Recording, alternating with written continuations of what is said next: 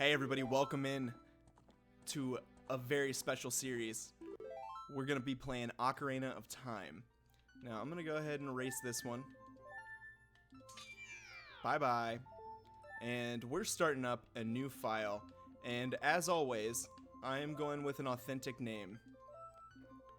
We're going to be Link. Now, I love Link's Awakening, right? But I just, I'm struggling to play through it and have engaging commentary. So I decided that I want to do Ocarina of Time because it's one of my absolute favorite games of all time. Don't ask me to rank Zeldas because I won't. I will tell you that I prefer 3D Zeldas to 2D, but not by much. I love all of them. And this series is just, like so many people, incredibly special to me. And I think it's because they do such a good job of setting the tone and letting your imagination fill in a lot of blanks. It's clear in the objectives that you need to do, but ambiguous in the story. And even to this day with Breath of the Wild, your imagination can fill in so many gaps and so many unanswered questions. And it leads to the speculation about the timeline. It leads to speculation about characters' motives, or did this person actually die? Did this person not actually die? You know, it's awesome. And there's not many video game series, or, well, there's plenty of films that make you do that. But as far as video games go, this is just top tier. And yeah, you can come at me with like nostalgia, rose-colored glasses, all that stuff, but I'm gonna do my best to like objectively explain through this playthrough why the Zelda series is one of the best series ever made. It's awesome. So here we are. We have the Great Deku Tree. He's telling Navi about me, Link, and the need for me to come help out. And it's just, here you go. Every Zelda game starts with just a boy who is kind of aimless, kind of wandering around, doesn't know what he wants to do, misguided in some way. Not as far as like demeanor, but I'm talking, you know, just general purpose in life. And he gets whisked away into this just magical adventure, And that's something that all of us can relate to.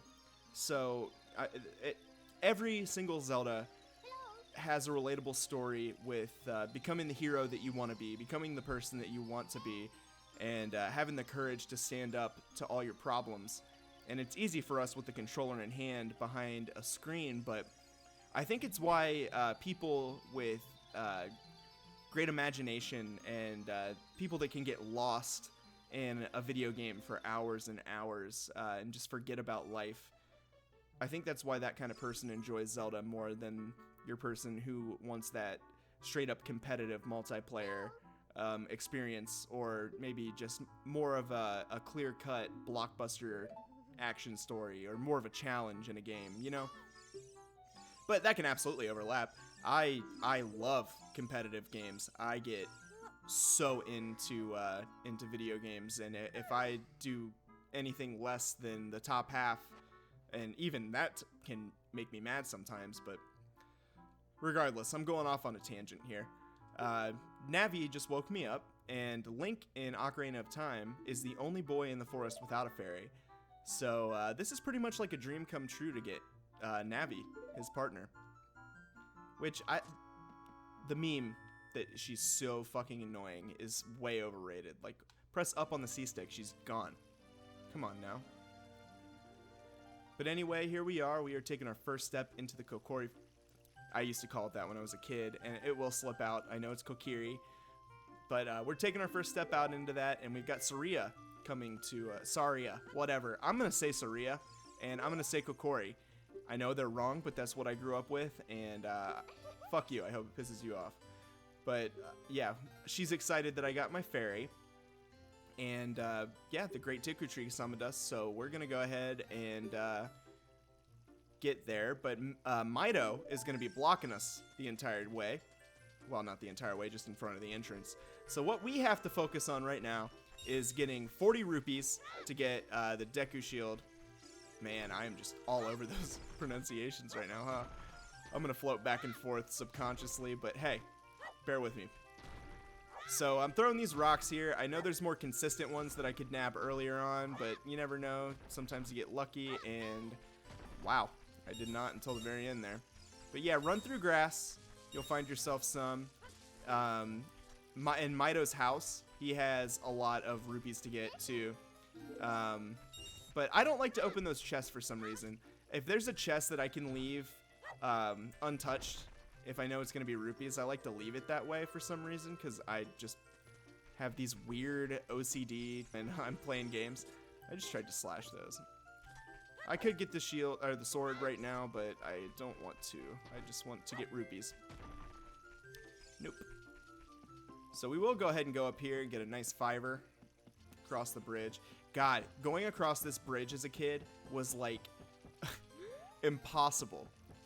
I mean, I could not keep the control stick straight. I said that in a Star Fox episode as well. I couldn't aim for shit. It's just crazy. Alright, so we are going to go get the sword because I need to cut these bushes down.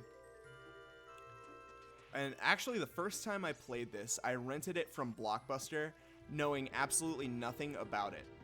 And I returned it without even being able to get the goddamn Kokori sword. I couldn't get it. I could not find it. I didn't know that you could roll, or you could crawl through that little hole there. It's pretty embarrassing to think back on it. And I actually, I had to have a kid on my baseball team beat the Forest Temple for me. And I actually didn't have too much of a problem with the Water Temple for some reason. I definitely got confused and frustrated with it, but I beat it a lot easier. In the Forest Temple, I just got so like turned around, and I think I took a break, which I've learned in anytime you're playing through a Zelda game for the first time, or maybe like, you know, one of your first times, do not, and I'm saying do not take a break in the middle of a dungeon. Once you walk into a dungeon, you fucking complete it in one sitting, or you know, say you don't get back to it for a week or a month. You are going to be so lost and confused, and you're going to feel like you need to start the whole game over. Maybe not, but I just, I don't recommend it. When I was getting my girlfriend to play Ocarina for the first time, she'd be like, oh my god, can I take a break? And I was like, you're going to regret it. Why don't you power through it? And then, yeah, I think I ruined this game for her. But now I know how to not be a backseat gamer, so definitely helps. She does not have much video game experience, but she's so awesome in trying to engage in my hobbies and interests. Alright, so yeah, if you jump across here, you get some rupees as well, because you're so badass. And then there, I believe there's a fiver in the shop too. And by fiver, I mean 5 rupees, a blue rupee. Yeah, I know how to use Z-Target. I appreciate you so much. Thank you. Okay, let's go back here. We got another 5, and we got a perfect 40. I love this little shopkeeper. I wish so desperately that I could look through this game with the eyes of a child again, like my first time through. Now it's just like a systematic formula, like, oh, I'm gonna run and get these 40 rupees, I'm gonna go here and get the sword, I'm gonna do this. But when I was a kid, it was like going up to every person you could talk to and learning more about them, thinking it was funny that the shopkeeper was too short to even stand behind his own counter, being intimidated by Mito because he was bullying me, and just nervous when I was going inside the Great Deku Tree. Man, it's just, everybody has that one game that they wish they could replay the first time again, and I think Ocarina of Time might be mine. Now, that's a tough call. There's a lot that I would like to experience for the first time again. I would like to experience Halo 1 multiplayer, Halo 1 or 2 multiplayer with my friends for the first time again. Like, we have all of our Xboxes hooked up, and just at a LAN and figuring it all out and learning the maps and shit. That is something that I would really enjoy. What else? playing through the first time. Yeah, I really think it would be Ocarina of Time or Majora's Mask or Halo multiplayer. Might not be the most exciting choices in the world, but god damn, it's just, and doing it as a kid with not that much life experience and story exposure to like deeper stories and whatnot, because just as a kid this blew my mind. And unfortunately the people that missed out on it, like, okay, for me, I didn't have a PlayStation when I was younger, and my friend with a PlayStation didn't have Final Fantasy VII. So I never played Final Fantasy VII until recently. And I love it. I like the combat. I like the pixelated graphics. I mean, everything is very charming, and I try to look at it like I would in 1997, 98, and I just there's something missing there. Whereas if I was a kid, I would have been so fucking engrossed in that world.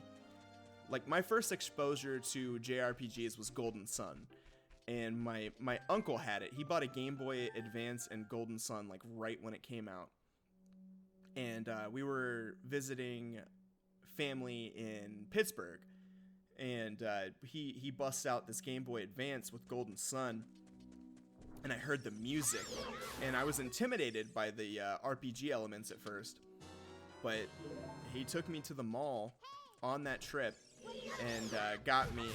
No, that's not true. I didn't have a Game Boy Advance at the time, but I eventually did get one, and my first games were Legacy of Goku, Sonic Advance, and Golden Sun. And man, I just got lost, absolutely lost in that world. I didn't care how long the dialogue went on. Okay, you. All right. It's just, I don't know. And you have those fond memories, and that's what keeps you coming back to these games. I'll fully admit it. And, I would say the only game that really did that to me as an adult was, there's two. Persona 5, but the one I was thinking of was Minecraft. I had heard so much about it. I got into it on the 360. I didn't have a PC at the time. It was right when it was hitting big. Mass appeal, not just like PC gamer appeal. And I downloaded it, and I started my own world, and I built a little cabin on the inside of a hill in the forest biome, or like the tundra biome, I guess. And I knew nothing. I went into that knowing absolutely nothing about the game. And I dug down in a hole, and I fell, and it became nighttime. And I dug myself up out of that hole in pitch black, and it was, I probably a whole nother day had cycled through, but it was night when I got up, and I had a door made, and then zombies just come up, and I'm here, and then they start pounding on the door, and I felt like genuine terror from a video game for the first time since I was a kid.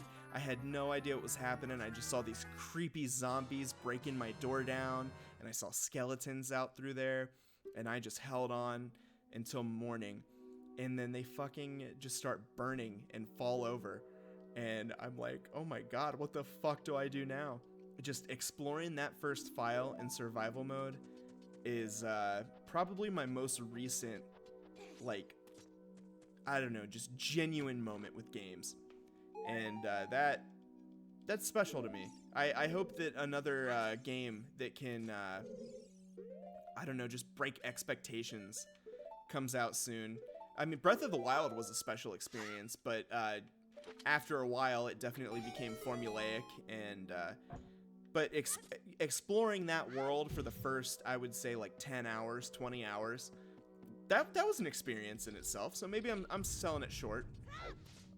I'm in a very reflective mood right now, I guess. And I have not even started to talk about this game, but hopefully you find this kind of conversation entertaining. Alright, now let's knock these guys down. And we got some Deku seeds here. That's our ammo for the slingshot that I just got. There we go. Go ahead and keep climbing up. But yeah, I remember with this game, I finally got it. I don't know, I think I had my dad get it for me. And yeah, I really got into it when I actually bought the game. And I can't remember if it was before or after Smash. It was before Majora's Mask was out. I do know that. I don't have a gold cartridge. I have a gray one.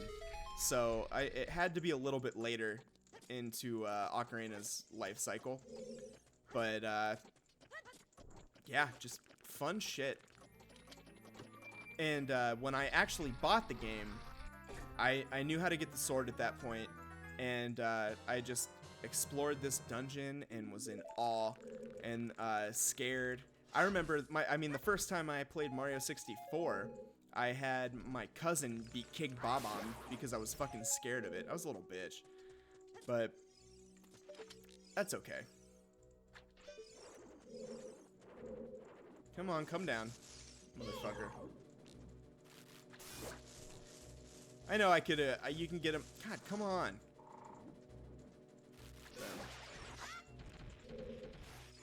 Let's get some nuts. Okay. So we got to reset the little platform here. Oh yeah, and light that on fire. But that'll get me out. I'll do that in a minute. Alright, so we'll go on this. That'll open up the pillars. We're going to jump on them. And hell yeah. Get that Skulltula. I don't know, maybe it's Skulltula or whatever, but I call them Skulltulas. So deal with it. And that beautiful, beautiful heart. So yeah, that's all we need to do in here. I'll go ahead and assign the Deku stick over here. Now there is a lot of inventory management in this game, but I mean, you know, what? It's a product of its time. I say that a lot because I'm playing a lot of old games on this channel, but it's true. Some things just hadn't streamlined yet, and that's okay. So yeah, do your dive attack on those enemies because it counts as 2 sword hits, and you'll kill them in 1 shot. There we go. Let's kill this dude.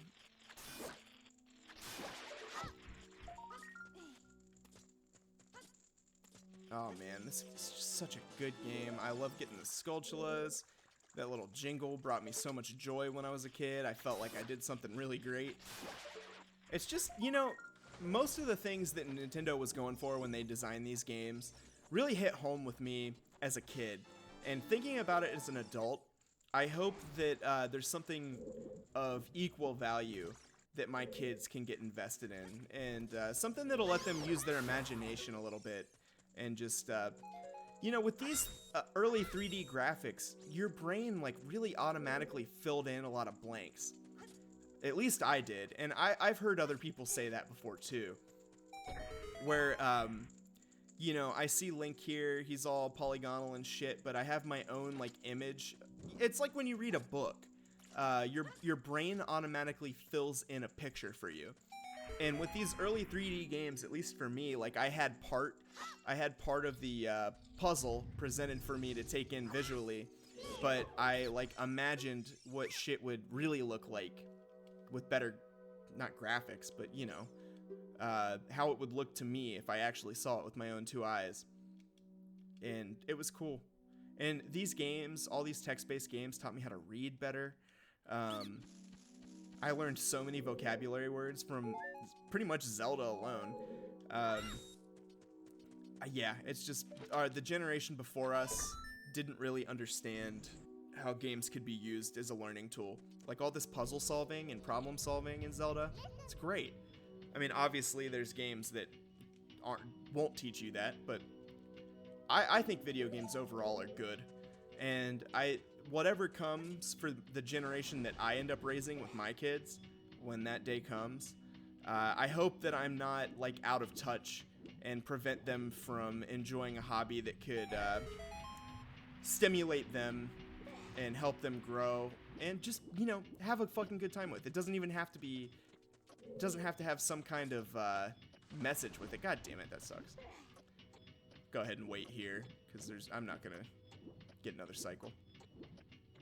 But yeah, no, I don't want to inhibit them. I want them to feel like they can just enjoy.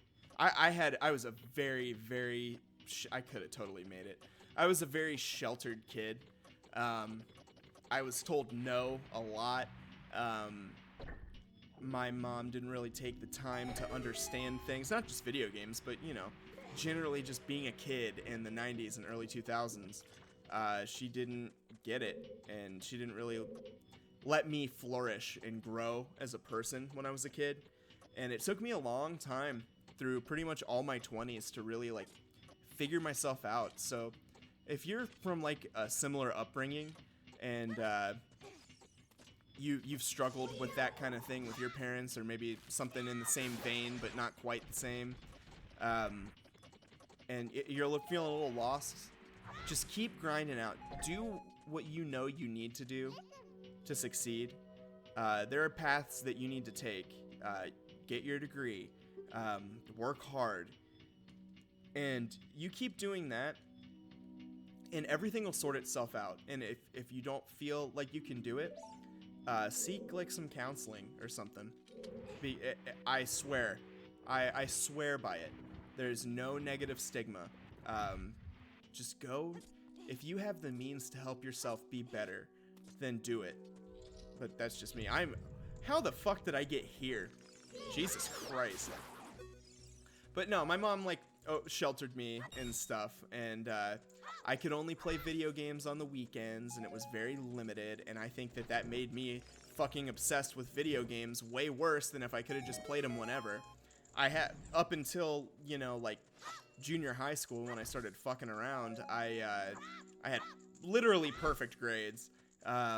Was the politest little kid, but whatever. But yeah, I was very sheltered, and then I got older, and I couldn't go to concerts with my friends, or I couldn't, you know, go out and do shit. And I remember one time I went to the mall with all my buddies, and I told my mom I was going, but I came back late, and she like tracked down our friend's mom that took us and got her number and made her take us all home to get me home. It was mortifying.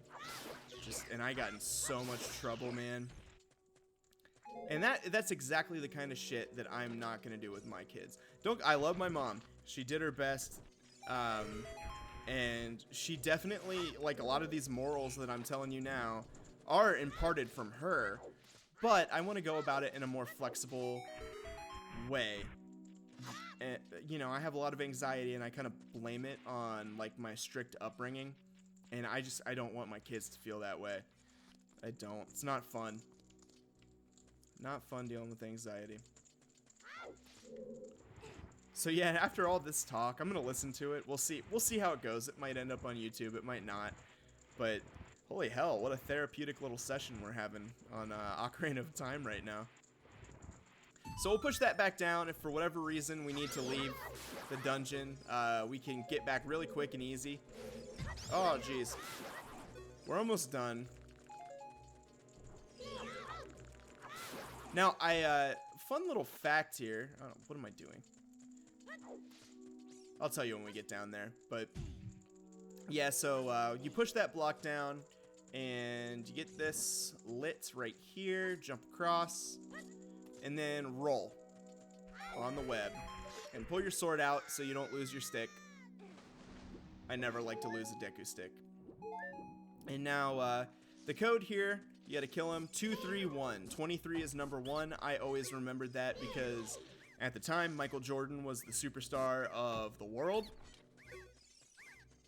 And that's what helped me remember it. And Z-target these guys when you go towards them, because they'll give up quicker if you're Z-targeting for some reason. I have no idea why, but I found that out pretty early. I had a hard time catching these guys when I was a kid because I suck so bad. And it's boss time. One of my favorite times when it comes to video games on this channel is boss time. So yeah, when I talk about atmosphere, holy shit. At the time, and at least in my experience, nothing like this had been done. You got the door shut behind you. You immediately feel a little claustrophobic. It's dark. You got the mist on the ground. And then, wait, did I just see something up there? And you look up, and that fucking giant-ass bug stomps down. Oh my god. Scared the shit out of me, but made me excited. And they just do such a good job at evoking some emotion, you know? Alright, so when her eye is red... Oh, wait, I'm a fucking moron. When the eye's red, shoot it. Shoot it with your fucking slingshot. Kept wanting to say spin dash. Alright, now, I like to follow her while she's gonna go up and stick with her so my Z targeting doesn't break, and then start pulling back. Follow her, just all you gotta do is hit back.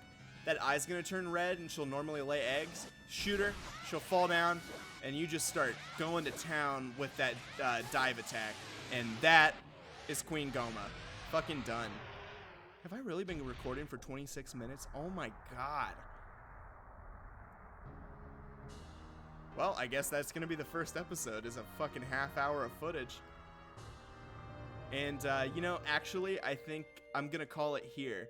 And, well, here, we'll get our heart container. We got a new heart, which increases our health, which is awesome. And for now, I'm just going to go ahead and call it the episode before we go in this portal. So thank you so much for watching. I hope my fucking incoherent rambling was at least somewhat entertaining for you. But if you made it here, I really appreciate it. And give me some feedback down in those comments about what you think of the channel or what you'd like to see from this playthrough, or just in general, game suggestions, all that. Let me know. So, again, thank you for watching, and I hope you have a great rest of your night or day, whatever time it is. Have a good one.